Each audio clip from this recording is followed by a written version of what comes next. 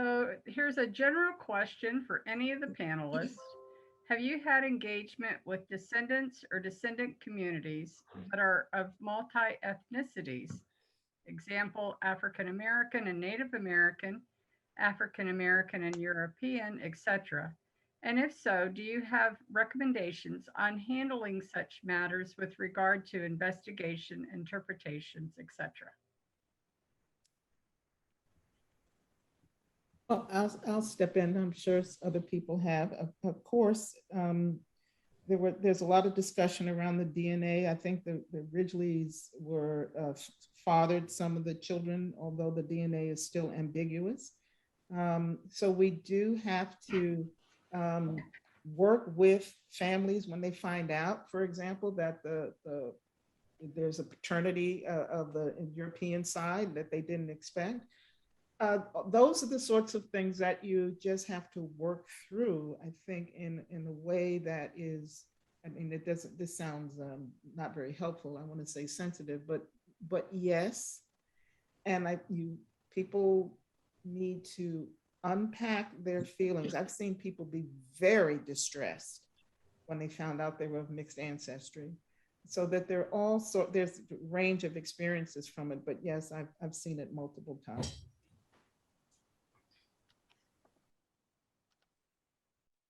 Thank you. I can also, I have a project that I'm working on now, and it was like I think I mentioned earlier, to have multiple descendant groups. We all have them in a room and we have conversations. And what was interesting to me is you very much have family members who want nothing to do with the situation, but you have some who very much want reconciliation and to move forward and want the story to be told, because they also looked at it as it wasn't them, it was their ancestors, whether they experienced the trauma or whether their ancestors were the ones inflicting the trauma. And it was more of a, how do we come together as a community now and move forward? So it was an interesting situation to see descendants of enslavers actually apologizing to the descendants of the enslaved, giving hugs and saying they're here. You know, they want the story to be told. They're excited about what might come out. They're learning, you know, about their family just as much as other people are learning about theirs. And they kind of wanted this redress work to actually happen. So I think it just varies sometimes on what takes place and how people, but you also, as a scholar, have to give space and grace for that to happen. And also recognize that for some people, this is trauma, whether it's the trauma of learning that your descendant was enslaved, or whether it was the trauma of learning that, your ancestor was enslaved, or learning that your ancestor was an enslaver. This is traumatic for a lot of people, and something that you have to give time for people to process, work through, and then move forward. So it's not a quick process by any means.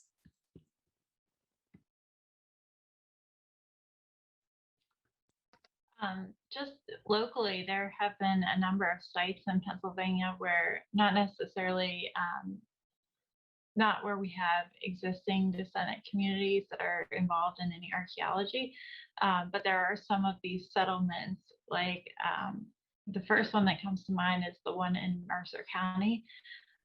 It's actually Liberia, which was a common name of a lot of these types of settlements, but it existed on the shores of Sandy Lake, which, to further confuse it, is now Stoneborough Lake. And kind of talking to Dr. LaRoche's comment about changing names and how difficult it can be for researchers,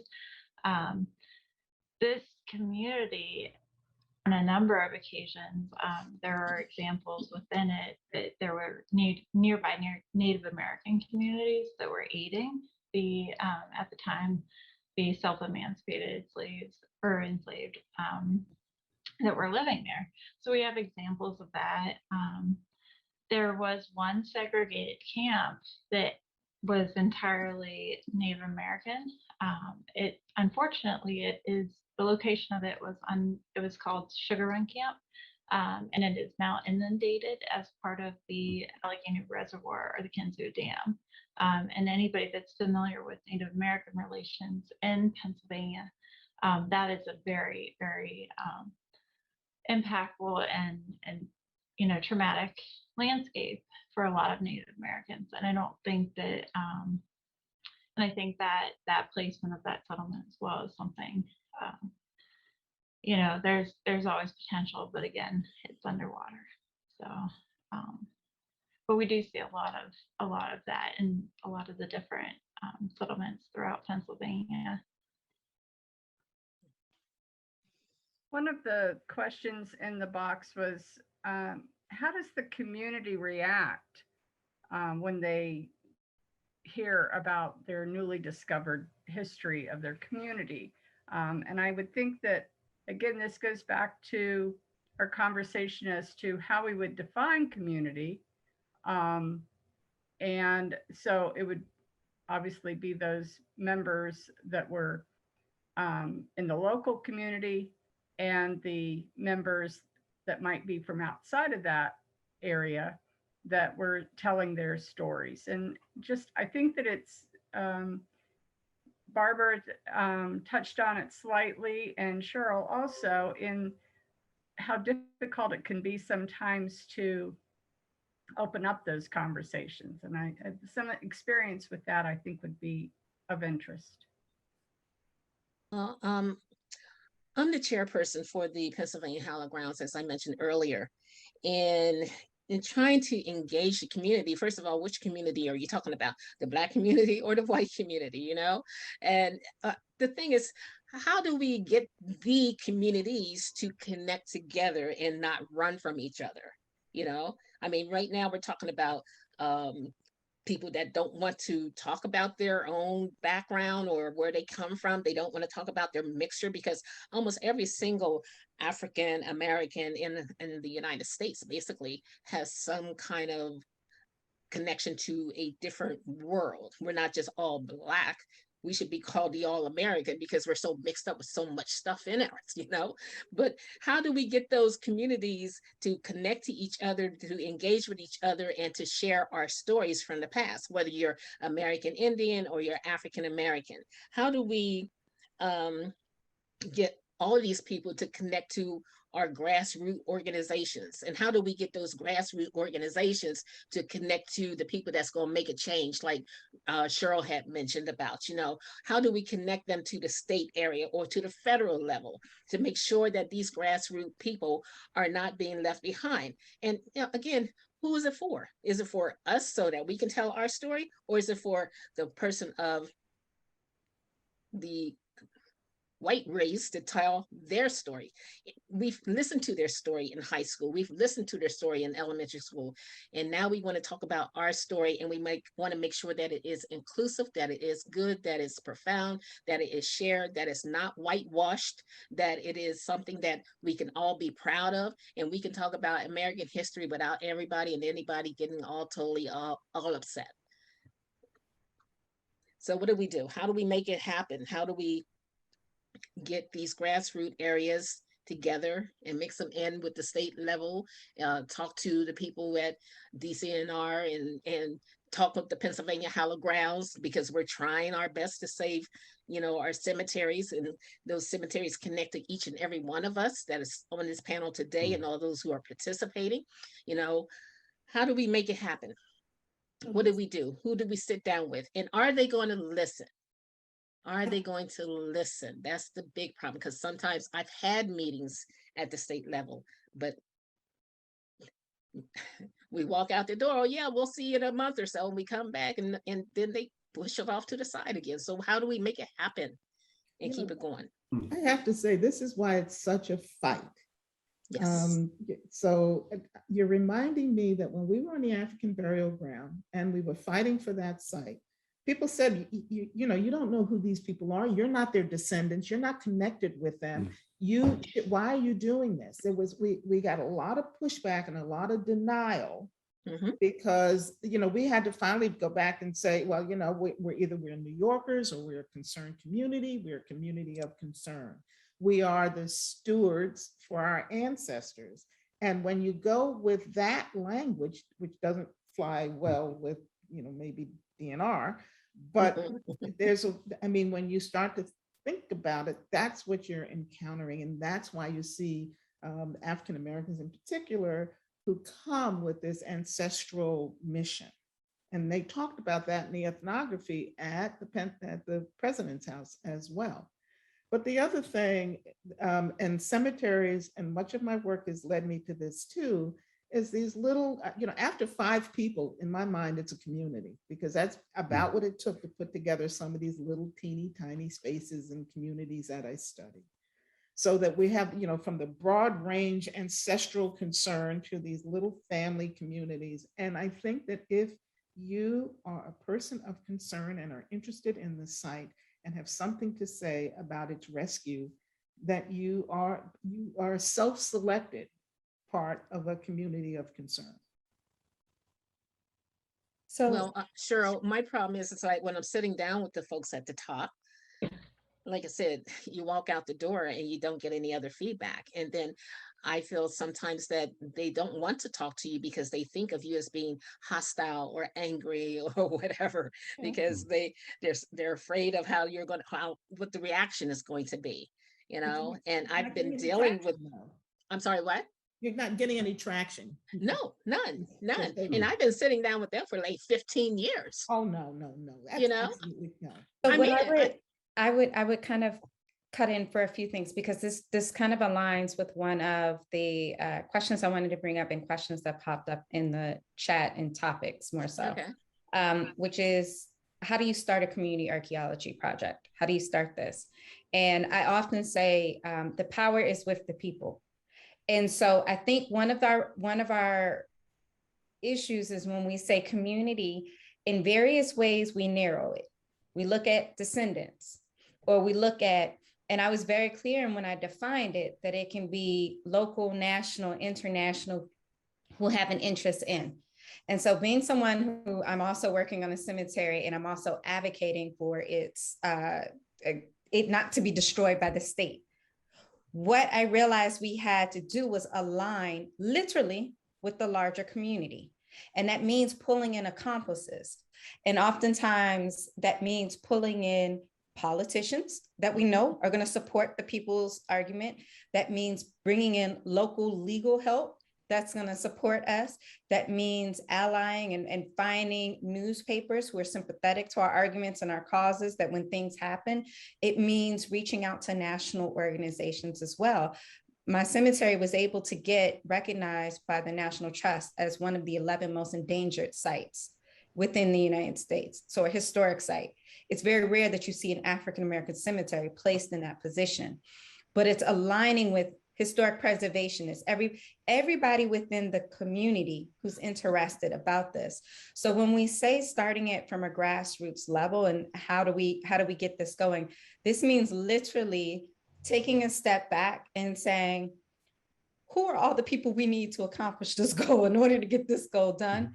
And then who are all these people who are located in a community, our community, or are interested on some communal way about this cause, that we can then bring in to help us get this work done. And this may be, the community saying, we want archaeology done, so we're going to reach out to this archaeologist. I Googled you, I know you may do, and that person may not be free, but that person may be able to say, but I know 3 or 4 people who may help you, or I know other people. Same thing on the legal side. So a lot of what has happened, and what it all comes down to the people, and us not forgetting as individuals, aside from archaeologists, historians, genealogists, and all of our separate subfields, there's power in numbers, and there's power when you give the voting constituents a voice. And that's something that I think we need to kind of keep in mind as we move forward with some of this, especially with projects that involve state, county, or local issues. And I was going to, what you said, Dr. Jones, I was going to add to in terms of the power in numbers and the power in partners. One of the ways that the Montpelier Descendant Committee has really been able to move the needle is to make sure that any sort of federal funding that's coming to Montpelier, they're listed as an interested party. With state funding, to get with the source of the funding, and make sure that they're on the MOU, the Memorandum of Understanding, Memorandum of Agreement. And once you're legally on that, you got a place at the table. And also, looking to see what projects are affecting the area, like for the cemetery you mentioned in your talk, Barbara, is just being aware of any kind of projects that are happening with that, and seeing what that constituency is interested in, and how what you're doing can benefit them, and find, like we're all been talking about, is finding those accomplices that can help you, because that's where really you can, having a seat at the table is so important. Yeah, we Otherwise, definitely you do go it. in and visit, and then it's like, oh, bye, see you in 5 years. Yeah. I would really second that as well. Is not only is it a seat at the table, but it is a legal obligation on the part of the agency and the other partners to then follow up with that. So it goes beyond, just goodwill and good faith, and it goes into this, a mandating of, if I'm not the person to do it, then somebody that follows me has this legal obligation to do so.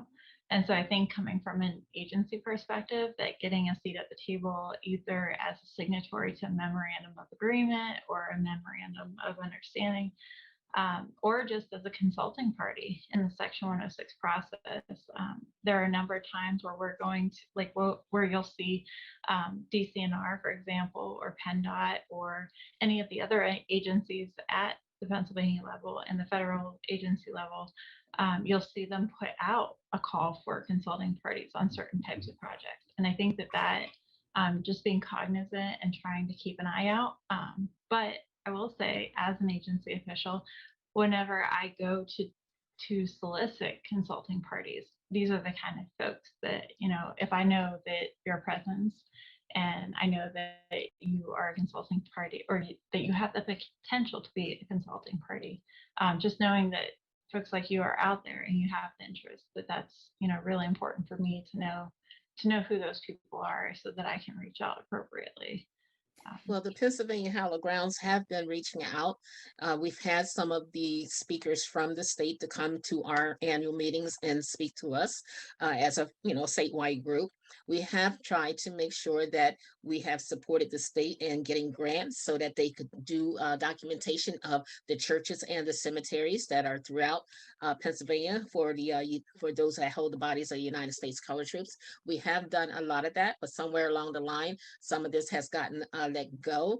And we are trying to make sure, as the Pennsylvania Hallowed Grounds, to document where these cemeteries are, so that people don't put a road over them or a mailbox on top of them, or just totally just wipe them out and change the names, or say that they never existed, like the ones I was talking about this morning. You got a state and a federal road basically laying over top of this here cemetery, and nobody knows about it. Every time you get to the red light, you're sitting on top of my ancestors. In fact, at my cemetery, I have a sign that says, "You have just driven over my ancestors," So we want to get that to stop. And the PA Hallowed Grounds has been trying to do that. And we still need to have people to come sit with us at the table, discuss this, and make it happen. So I'll make one comment, because I also see that this is popping up based off of what you just said, which is policy. There are a number of people who are asking about policy, or who have throughout today asked about policies, have asked about laws. This is what I will tell you, as somebody who's very much in the same position, and I'm in the position from somebody on the community side, not as compliance. I am an archaeologist. I did go through the training on 106 legislation. It is overly complicated and hard. So what I will say right now, and there is somebody else, Samantha put a comment in, where do you go from here, about this.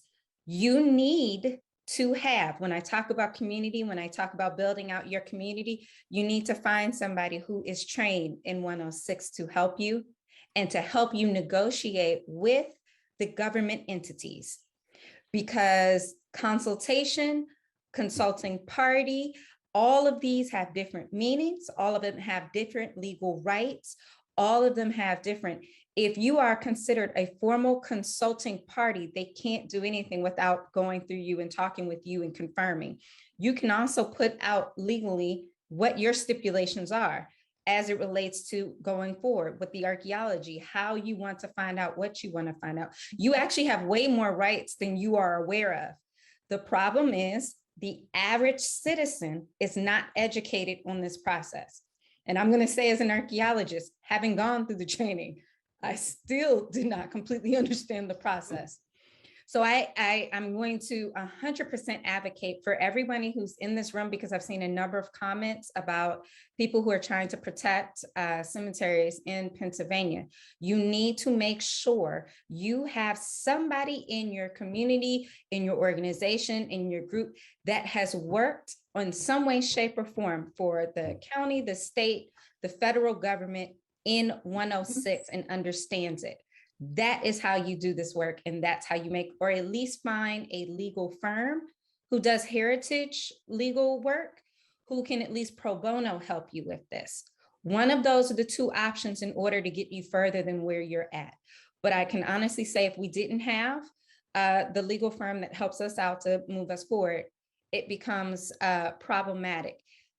Even with, and you have to be careful sometimes, your SHPO, or your State Historic Preservation Officer, is an ally and can help you. But even so, if you need somebody to help you get through the weeds, they may not have the necessary amount of time to kind of really help you or handhold you through some stuff. But that is the first line where you can go and you can get help. Thank you. We have a number. One of the questions that had come up from one of the earlier comments, I guess, was engagement with Lieutenant Governor Fetterman, and encouraging, again, trying to get state government to appoint someone to oversee cemetery law and engage, again, get comment from the community and review cemetery law. And I know that the State Historic Preservation Office within the PHMC has been working on that initiative. And that would be a good resource to reach out to as well. If you wanted some additional information, that would be through the PA share. We'll put that in our chat and in the Q&A for a resource. So one other general question for everybody, as it relates to community archaeology overall, and I always think this is a wonderful question: who gets to decide which sites are important enough to research? Who makes the selection? And then, because the sites that are important to the to my community are rarely ever chosen for research. So would anybody like to start with this one, or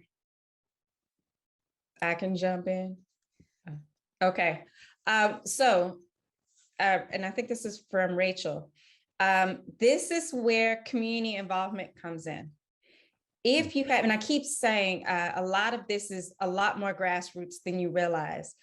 When I teach my children, I often say, archaeologists aren't magicians, we're not magical. We don't know where the sites are located.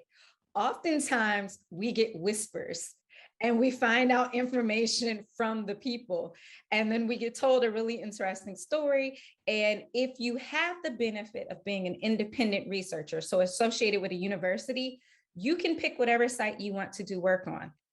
Now, where it gets a lot different is if you move over into the CRM side, which is cultural resource management, a lot of it comes into play based on undertakings, meaning that the state, county, or the federal government are doing highway expansions or improvements or something, and they have an idea that a site might exist. That's completely different. But if it's a pure research-based one, reach out to the local universities, to the archaeologists, reach out to the Archaeological Society of Pennsylvania as well, and talk with them, because you can actually start a collaborative project. And again, we don't know where the sites are, but it's from talking to community members, it's from forming these relationships that we hear about these awesome sites. and we get off kind of the ethnographic story, and then we move from there. So I would definitely advise you sparking that interest so that it's no longer something that isn't being touched upon or something that you care about, because that's all of what community archaeology is actually about. Yeah, I would also reiterate that is that a lot of the academics and the professionals and the professional archaeological community of Pennsylvania, you know, it's a very small community. And so a lot of us have like these lists of projects that, you know, if we find somebody with an interest, and I really, you know, Dr. LaRoche talked about this earlier, is that I don't think you dabble in the African diaspora. And I think that, you know, you need to really identify people that have that interest and have that expertise so that when they walk onto a site that they can hone in on the nuance, as opposed to somebody that just has a general understanding. But you know, your academic partners and oftentimes the agency partners or even just volunteer efforts, you know, like the work that we've done at Indian Run and Planetarium has been entirely volunteer after the graduate work was completed. So I think that you'll still find people that are connected to that community, even, you know, that have other, you know, have other jobs, but are still willing to work with the community, just because it's a very impactful experience for both them and the communities. So they're worth pursuing. And so I think if you reach out, you'll find somebody with that interest. You know, I would add, if you're lucky enough to find a doctoral student, boy, that's gold. Mhm. And so don't ever forget, you know, there's some doctoral students who can be, whose initial ideas about what they were going to do can change if you present them with a compelling enough site, but don't overlook that as a resource. And boy, it's a great way to get some very high quality work done. Doesn't happen often because usually people have an agenda, but just don't forget that. And that there are also in the academies, preservation departments, history departments, anthropology departments. You don't have to stay within that narrow confine of anthropology to find people who will assist you. And just as a follow-up, I would say, Rachel, it says, what about the place like Yellow Hill? Everyone seems to be aware of that. I would say, don't assume everybody is aware of. A lot of people's local knowledge, national knowledge varies, and what people are exposed to. So instead, walk into every situation like no one's ever heard of it and no one knows about it. I think one of the common themes that keeps coming out of the Q&A is really how to get started. And I think Matt touched very well on their lessons learned. And I wondered if you have created a document or an online research kind of site that might give some guidance on how to get started, not only for the descendant community, but also for the archaeological community who wants to start a project like this. Yeah, the rubric is a published document for evaluating sites dealing with slavery and engaging with communities. So I will get that link and put it into the chat, and that will build. You all can pass it along to everybody in the email list, because that's a really useful way to start. But you know, for getting a start, like everyone has said, it's finding interested partners in the process. And so in some cases, for a smaller descendant community, and like I can't remember if it was you or Barbara or Dr. Jones said it, it can be, or Cheryl said it could be 5 people. But sometimes if you don't have an associated group to work with, it's really hard to get anywhere. And that's where looking at your local community for the NAACP, historical societies, churches, all of these groups are going to be parties that are interested in working with you, and then be able to make connections on these more official levels. And what's amazing, it makes sense. Folks that self-identify as descendants are the most interested people in their heritage, and there's a lot of energy that can be there. And it's like Angela was pointing out, there's also the archaeological groups, archaeologists, individuals, or groups that are interested in pairing up with communities. But it's finding the ways to connect with each other, and that's where the networking is so important. So we have a new question, and I love this question.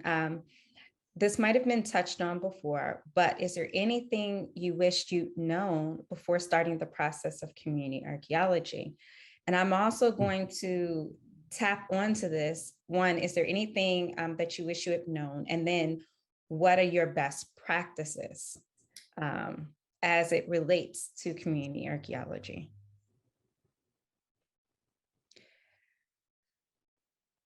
I can start if you'd like. Okay. Oh, no, go ahead. I was just gonna say, I feel like I've learned so much doing community archaeology, but I think maybe the best starter, I guess, advice that I could give on that is that I would question everything, like every statement, all of the past historic work that's been done, like follow every single reference down to it and see where that originated. And that's going to be hard. It's going to be a lot of work, and just to know that that's what you're in for. I think I don't want to deter anybody from doing this work, but it's not for the weak of heart. I think you need to be prepared to question everything, the words you use, the words other people use, the types of documents that they preference, the types of documents you're going to preference, all of that. And I think too, talking about this idea of community, like we as archaeologists are not always going to align with what historians say. And so I think a lot of times having these discussions among different disciplines are really productive. They get us thinking in different ways, and they get other people thinking in different ways. And hopefully it's that mid ground that we learn more and we can have more substantive discussions. But I think that's the biggest thing I learned was just question it all and start from square one. I wanted to add to that, because when you are receiving scholarship from the past, the people that we're interested in didn't matter. And so it might be in the primary source documents, and you don't even know it because they just skated right over it. So I agree with you. You have to go back to the primary source documents, because so much of the history has just been left there. Nobody's looked at it. That's one. And the biggest thing I learned, and I learned this on the burial ground when we found out that they were in that 33-foot ravine, that oppressed people are in the landscape where they are for a reason. Mm-hmm. Even on a plantation site, these cabin quarters are never on prime land. They're never on the most farmable spots. They're usually hilly. If I'm either by some water, in a swamp, on a hill, in a ravine. I once went to a site and got there first, and they said, "How did you know where to go?" I said, "This is the only hill around. I walked up it." So you really have to understand the terrain. That's right. And why people are where they are, including cemeteries. And that's it's guided my career ever since. And Cheryl, that is so true, because for the Midland Cemetery, it was started right by the dump. Yep. Right by the dump in a small little stream. And it just grew from there all the way up the hill. It's so sad because they looked at us as disposable people. Disposable people. But before I forget, Pennsylvania Hallowed Grounds has been and will continue to work with the African American Burial Grounds Network. Kelly Lizara has been working diligently at the federal level to try to make sure this is getting to the hands that needs it. It was last year, it was Act 11's House Bill, rather, 1179. We had gotten it all the way towards the end, and then of course with the the new administration, everything kind of got dropped. And now we kind of start over again. We also met with Senator Casey right before the pandemic started. And he's still going to be helping us to try to get this thing moved along. So it's not like we don't have anybody. It's just that sometimes some of the people just don't want to continue with the interaction that we need to have to make sure that we're protecting our cemeteries around the state as well as around the country. Okay.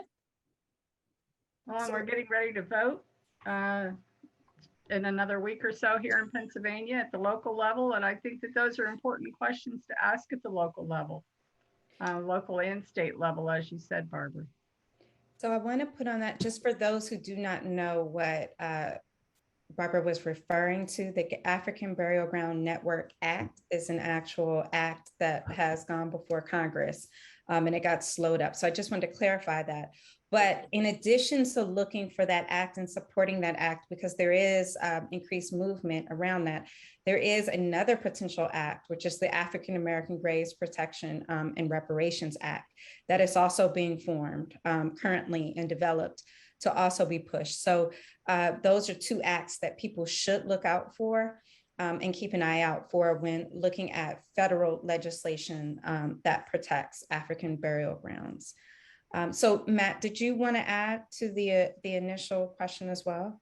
Yeah. The one thing I wish I'd learned initially was, especially with getting the community involved in archaeology, is piggyback on group events.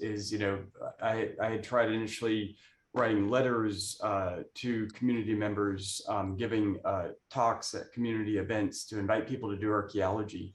But it wasn't until, we'd learned about, say, a family reunion happening and getting one person who really understood what the heck we were talking about with archaeology. And then they invited friends and relatives to come out to join the archaeology dig, that we really had success. And then finding partners that can go beyond the archaeology speak. And like this was with the slave dwelling project and Joe McGill. He was able to get a lot of folks interested in what we were doing. And then we found connections that we never even knew were there at Montpelier. So joining, finding those social networks and using those in those groups is so important.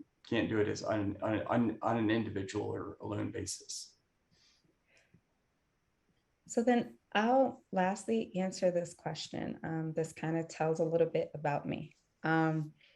I have never not done community archaeology.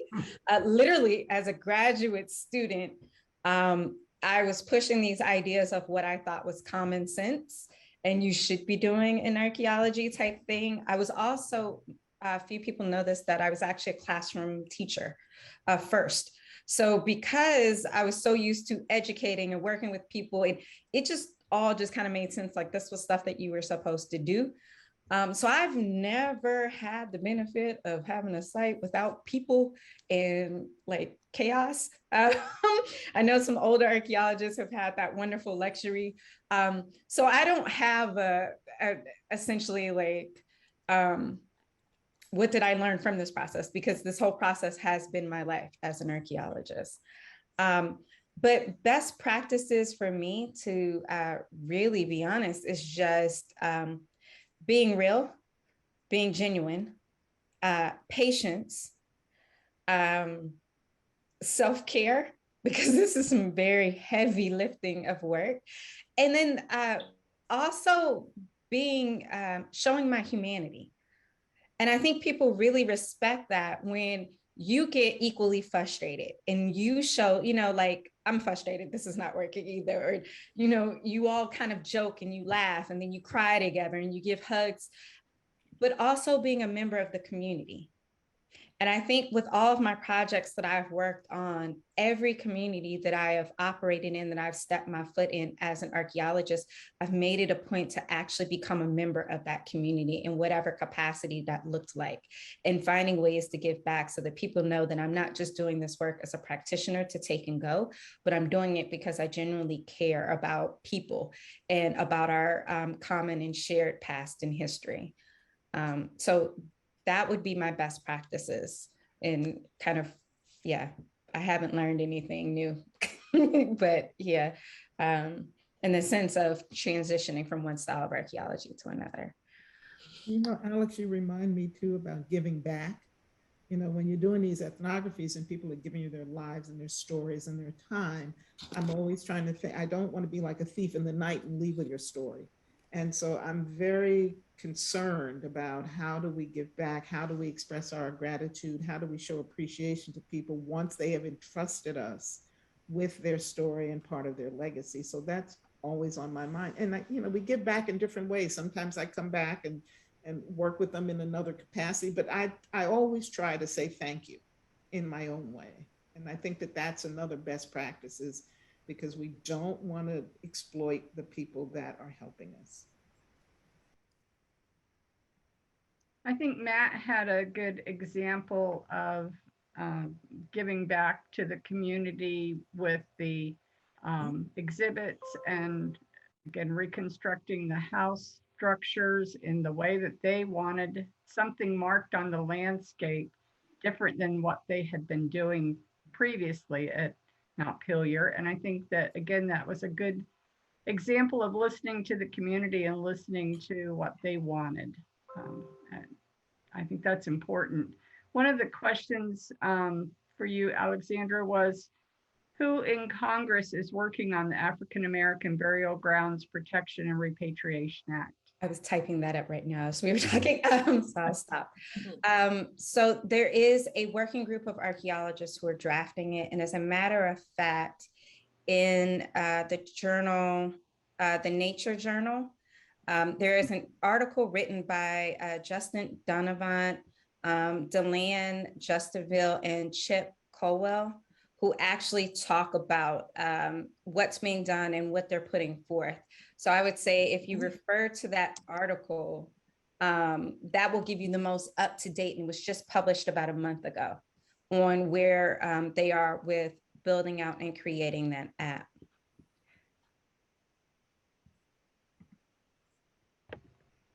Thank you. Mhm. There is another question in here that maybe the archaeology community should try and tackle. I'm a grant consultant who happens to be working on cemetery preservation for my family. In some cases, a nonprofit has access to funds that a government entity or university cannot apply for directly. To apply for these funds, we need a scope of work and associated costs. I have asked several PA entities about providing such information, and they don't seem to be used to the concept of being contracted to do what they are already doing. Just last week, the foundation asked me what we needed and how much it would cost, and I still don't have an answer. We are missing opportunities. May I, for this one, Samantha, how, if you would, if you could put my email and just go ahead and maybe email, we can set up a time to talk, because I also, like I said before, I'm working with the cemetery, and the process of trying to contract out archaeologists to get scopes of work, I can at least give you some advice on how to do that and who to contact for that, because it just sounds like you aren't reaching out, you're reaching out to the government side versus the private sector side.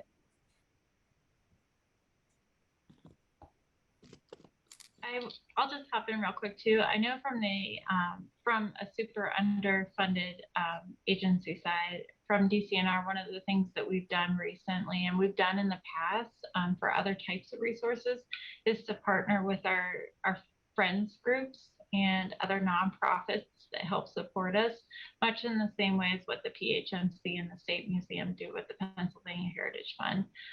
But we have a number of resources there. We have archaeologists that are helping with monitoring programs.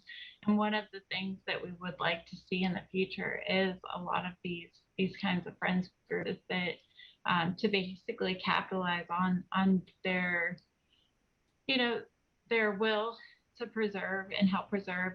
There are a lot of funds that out there that we can apply for as an agency, and we're working with limited funds. And so even if something is a preservation priority, that doesn't mean that we'll be able to address it as quickly as what we would like. So I think that if there is something in an area where you think that an agency could help with, I would very, very much encourage you to reach out to the Cultural Resources staff.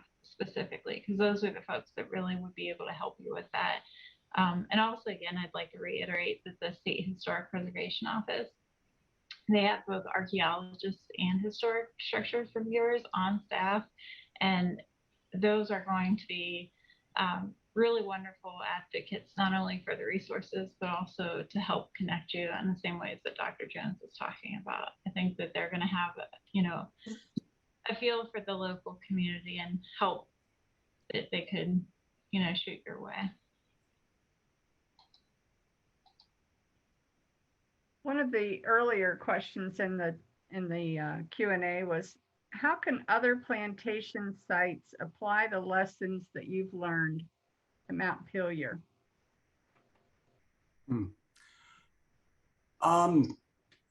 In general, I would say I had a list of items at the very end of my presentation, and I think one of the most important ones was to listen to the community, and by that, kind of expanding on that, is providing a space to have communication and discussions with the community, and finding ways to make that contact in a way that is comfortable and meaningful. And one thing to also recognize is that what we found is there's a lot of community members that are they knew about their history with Montpelier.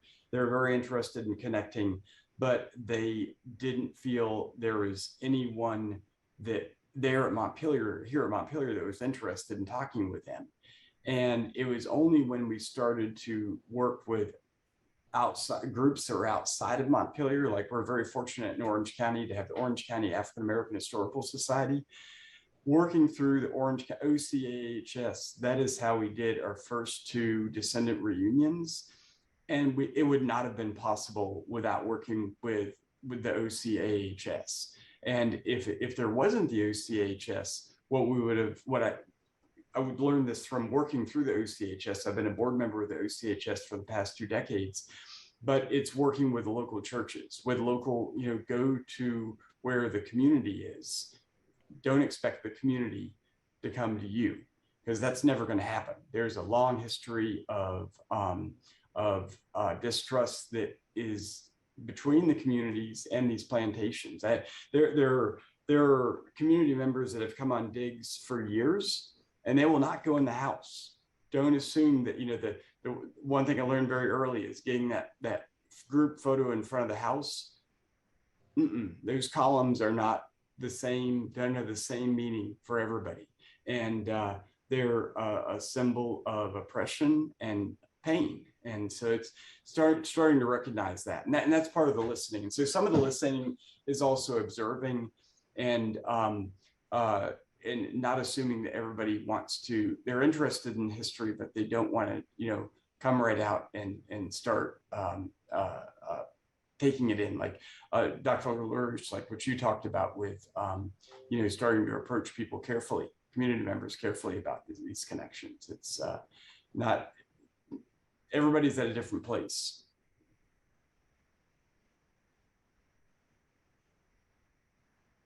Very good. Do we have any other closing thoughts from the panel?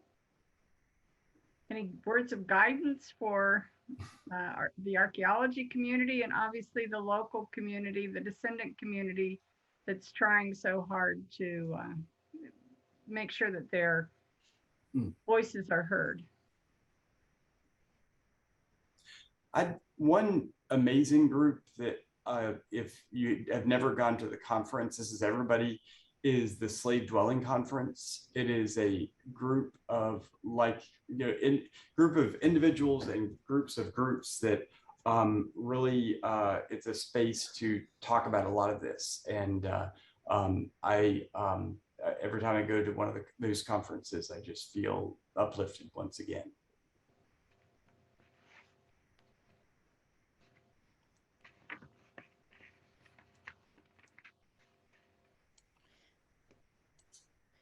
This has been such a wonderful experience. What a great day. I'm by the way, the participant count has maintained pretty much the whole day, which is amazing for such a long conference sitting here online. So I'm so thankful for all of you for joining us. We're going to bring our director, Beth Hager, on here in a second, and she's going to have some closing remarks.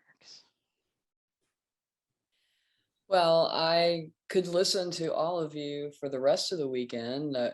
Again, I wish we could have met in person. I'm just so struck by so much of the comments that go along with something that Alex was just saying, Dr. Jones was saying about being real, genuine, patient, showing humanity, listening. And I think those are strong characteristics of all of our presenters today. And it's so heartening and just a feel-good moment to know that you all are so involved in this and leading the charge in this area. And I appreciate being able to listen and watch all day long, and appreciate all of our participants, all of our presenters, people in the audience. Thank you so much. As Dr. LaRoche said, the power of archaeology, it's strong. It has the ability to bring people together, answer questions, build community. And I really appreciate it. Just want to again thank the organizations that we're in association with, the Pennsylvania Heritage Foundation, the Society for Pennsylvania Archaeology, the Pennsylvania Archaeological Council. Special thanks to help from the Society for Black Archaeologists.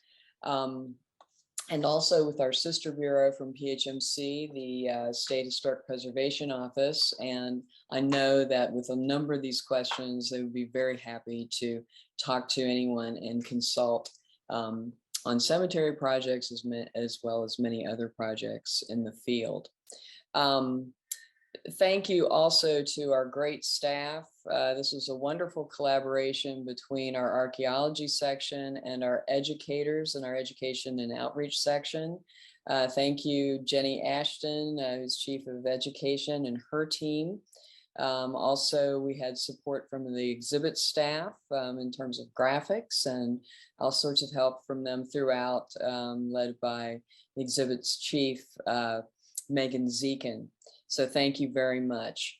Again, thanks to Kurt, and congratulations to you on your retirement. Might mention that Janet Johnson is the person you should talk to in archaeology going forward.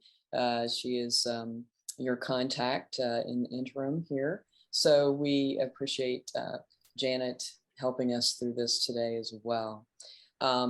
Thanks to everyone. I hope you have a great fall, and I'm excited and looking forward to learning about many more projects in the field and how we can be participating and supportive going forward. Thank you so much. Hope to see you in Harrisburg at some point.